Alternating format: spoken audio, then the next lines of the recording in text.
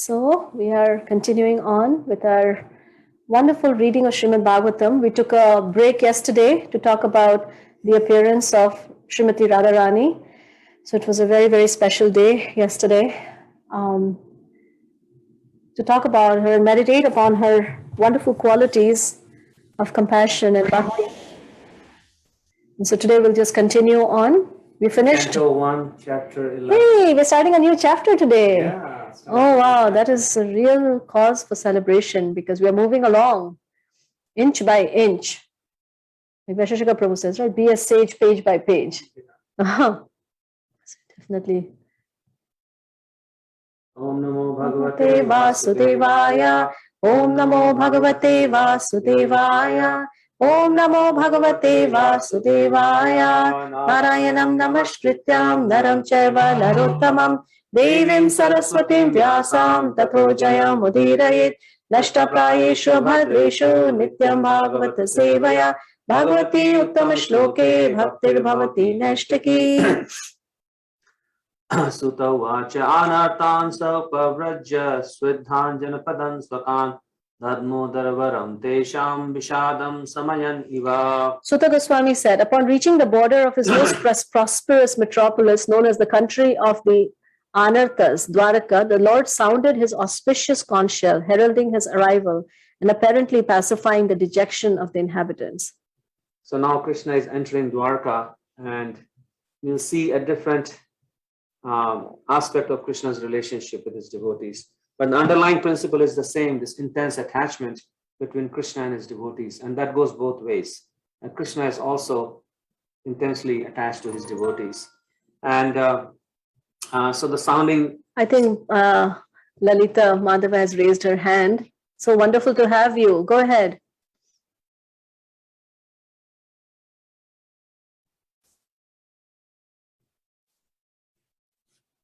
So the union of Krishna with his devotees happens through the medium of sound. And this is the first thing that the devotees hear before Krishna arrives, is Krishna's auspicious conch shell. So even same thing with our spiritual. Yes. Go ahead, Lalita Man. Hare Krishna, Vidarbhasuta. Hare Krishna. I will take this opportunity, sorry to interrupt, but I want to wish you a happy birthday and I want everybody to wish you and give you blessings. Oh, thank you so much. Happy birthday. Thank you. You guys are allowed Devotees, to take please bless her. Give your blessings. Mataji's 50th birthday. Hey. I met you guys when I was 24. I was 25. You guys have to show yourself. Where are There. oh, there! Oh my God! There you guys are. Yep, I'm inching towards you guys. Hare Krishna. Class continue the class. Sorry, interrupting. No apologies. You guys literally gate crashed into the. Have a nice birthday and many years to come. Oh, thank you so much. Okay, very nice. Thank you. Please pray please pray for me to Lord Nrsimhadev. Happy birthday, Vanita. Hare Krishna. Thank you so much. I would love to sing a Sanskrit I love that birthday Sanskrit song. Yes, I love that after the Sanskrit class. Oh, that is one of my favorite Sanskrit songs. Yes, have you guys, I don't know if you've heard that happy birthday sung in Sanskrit. It's really beautiful. Yeah, I would love to after the class. Yeah. Okay, thank you everyone. So we are saying that how the sound is the medium through which we unite with Krishna. Here we can see the sound is the first thing, our first connection with Krishna, our first exposure to Krishna is to this transcendental sound. Yeah. It always plays even to in the final stages. Sound always stays. Sound is the first time we meet Krishna is through the sound of his name. And I particularly like this idea of dejection, that in the material world, there are so many, it's all, it's a game of dejection. And, as you go through life, then you realize that whatever we're trying to hold on to will just slip through your fingers. So then how do we stay happy and how do we stay, filled with life? And it is by connecting with the source of all life. That's how we stay filled with life, because matter by its very nature is dead. And anything that is connected to matter is dead. So we have eternal, in the material world, we have this feeling of eternal dejection that can only be satisfied with union with Krishna. And this is what we are seeing. As soon as they saw that Krishna is coming, then their dejection was completely taken care of. And this is what we experience in chanting Hare Krishna. That is our union with Krishna. All dejection can be. This is my favorite verse. Sauchakashe dhavalo daro dharo aptoru kramashadhara shona shonima radhayyamana karakanja sampute yathavja khande kalahamsa utsvana. The white and fat, bold conch shell. This is beautiful. The white and fat, bold conch shell being gripped by the hand of Lord Krishna and sounded by him appeared to be reddened by the touch of his transcendental lips. It seemed that a white swan was playing in the stems of red lotus flowers. Prabhupada's purport is brilliant. I think we should just read that. The redness of the white conch shell, due to the lip touch of the Lord, is a symbol of spiritual significance. The Lord is all spirit, and matter is ignorance of the spiritual existence. I love this definition of matter. Matter is ignorance of the spiritual existence. Factually, there is nothing like matter in spiritual enlightenment.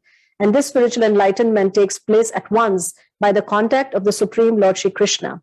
The Lord is present in every particle of all existence, and he can manifest his presence in anyone.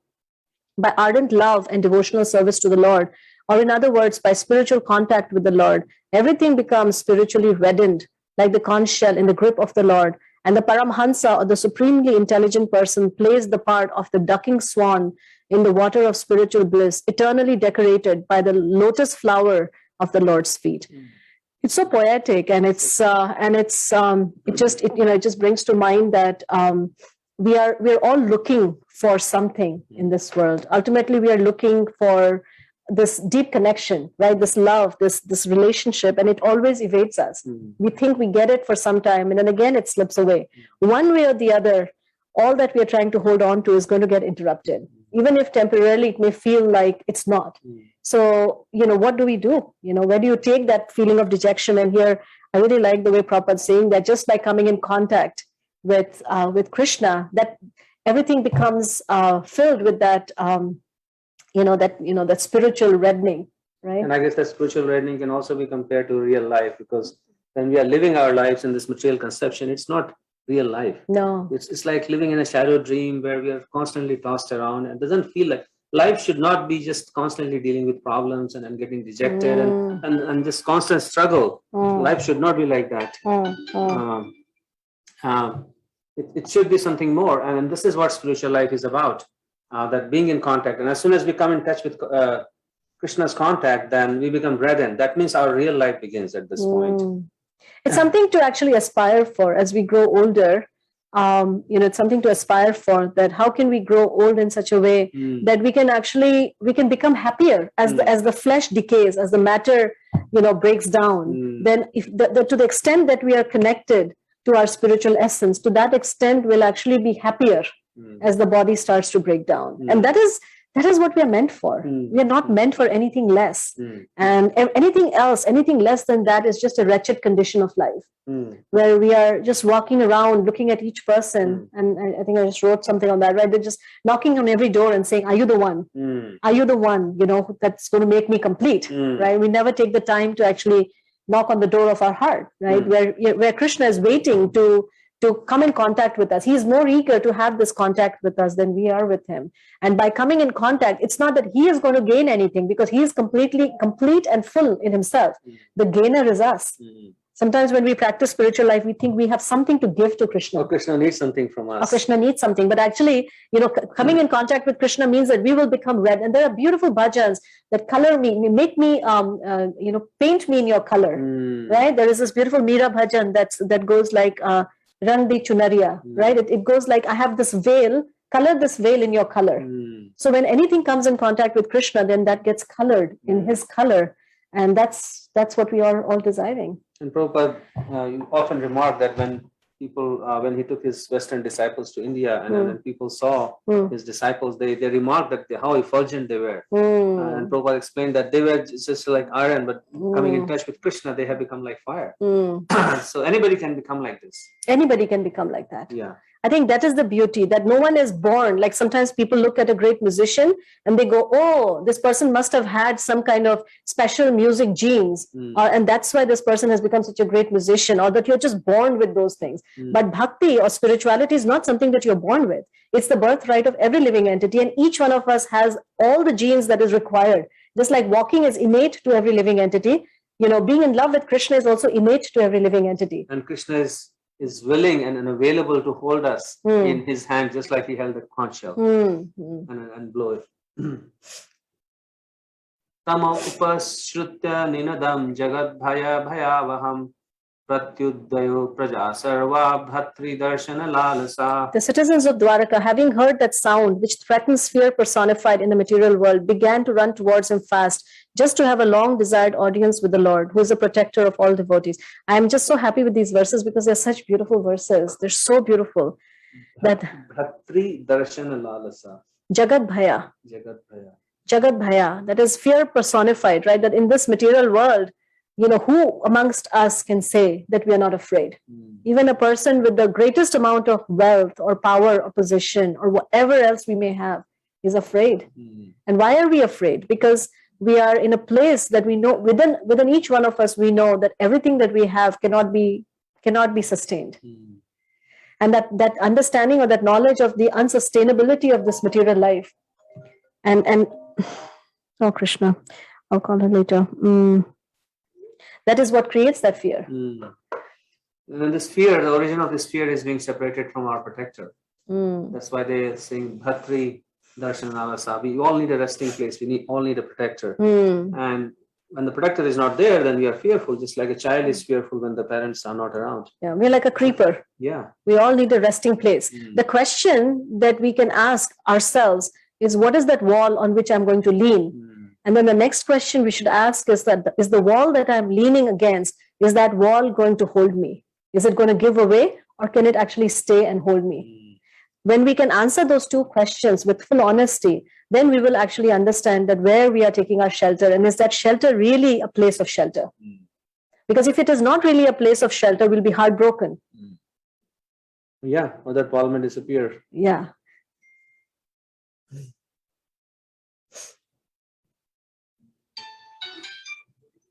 Who's that? Tatropanita balayo rave deepam ivadrita atma ramam purna kamam nijalabhena nityada pratyutfulla mukha prochur harshagad gadaya gira itaram sarva suhridam avitaram ivarvakaha. The citizens arrived before the Lord with their respective presentations, offering them to the fully satisfied and self-sufficient one, who by his own potency incessantly supplies others. These presentations are like the offering of a lamp to the sun. Yet the citizens began to speak in ecstatic language to receive the Lord, just as wards welcome their guardian and father. So beautiful, right? That he's the one who's supplying everything, and yet they brought all these different presentations. And yet these presentations are, sometimes people say, why should I have to cook for Krishna? He's the one who's, we go to him for our daily bread. So why should we cook and offer to him? And people have such a problem in offering a lamp, offering an incense. Why should I do? I should rather use my resources to feed the hungry or whatever else. But this is, everybody is suffering from this separation from Krishna. So when we try to revive our relationship with Krishna by offering him, we become purified, and then Krishna uses an instrument to help others relieve their suffering. So therefore it is the most powerful, it's the most, even from utilitarian point of view, this is the most useful thing to do. Actually, it's amazing how many things get in the way between us and Krishna. Sometimes it is just gross selfishness. Sometimes it is just a lot of anger. But sometimes it's even immorality. Right? There is this poem that we remember reading when we were young and in school, which was basically a poem that said that it was about a flower, a plant. And it said that, don't offer me to any deity, offer me on the path where the soldiers come. And then, because that's really the rightful purpose of me being a flower. And so we have an innate desire to offer ourselves and our whatever we have to somebody. Again, the question is, who are we offering it to? And the person that we are offering it to, do they have the capacity to receive it and take care of us? Because I guess the soldier is somebody who protects the country, or somebody who's doing something useful to the society. So I guess what this verse is raising is, who should the offering be made to? Who's the ideal recipient for our resources? Prabhupada says we all have a propensity to want to repose our loving tendency in someone or something. Again, the question is, who is that proper object? Where will that love not be frustrated? And where will that love expand? And where will that love not get to a point where every passing day we become less and less, we become more and more disillusioned, right? And we become heartbroken, disappointed that I gave my all. And, now, I am basically left high and dry. So that is actually, Prabhupada says that perfect reposing of our loving tendency is to be found in the object of that love, which is the Supreme Person, who is fully capable of taking that love and providing us, everything that the heart is hankering for. And he multiplies it. Like we offer him a tiny amount of love or a fruit and flower, but Krishna doesn't say in that verse what he gives us back. He's just saying, you give me a fruit and flower or leaf, and I'll accept it. But then in return, he gives himself. Then and how? I mean, what can be anything? Yeah, what can there be anything in comparison to Krishna? And then I guess the other doubt that people have is that if I give to Krishna, what about the hungry people around? What about the sickly people around? What about the dolphins? And what about this? And what about that? So again, because Krishna is a sum total of all, he's the source of everything. So because when we offer it to the source, then everybody in creation are also nourished just by making that offering. And that is something that we will not be able to understand unless and until we experience it. Because how, by feeding the stomach, all the body parts are being nourished is not a matter of intellectual debate. It's a matter of experience. You feed the stomach, your body parts will get nourished. The same thing when you feed Krishna, make an offering to Krishna, then all living entities are automatically taken care of. Yeah, and that is something that this verse is saying, that Lord is the Supreme Father of all living beings, and therefore those who are conscious of this vital relationship with the Lord can make filial demands from the Father, and the Father is pleased to supply the demands of such obedient sons without bargaining. The Lord is just like the desired tree, and from him everyone can have everything by the causeless mercy of the Lord. So in the material world, love has a very narrow experience. If I love someone, there's no place for a third person. And it's very possessive. And it's very boundary. There are a lot of boundaries around that love, right? There's no, two is a company, three is a crowd. But with Krishna, the whole world can fit in there. And that love, the nature of that love is expansive. It's not constricted. So it's maybe last one. Natasmate nath sadam ripankajam virincha verancha surendra vanditam parayanam shemam ihecchatam param nayatra kala prabhavet para prabhu. The citizens said, "O Lord, you're worshipped by all demigods like Brahma, the four sanas, and even the King of Heaven. You're the ultimate rest for those who are really aspiring to achieve the highest benefit of life. You are the Supreme Transcendental Lord, and inevitable time cannot exert its influence upon you."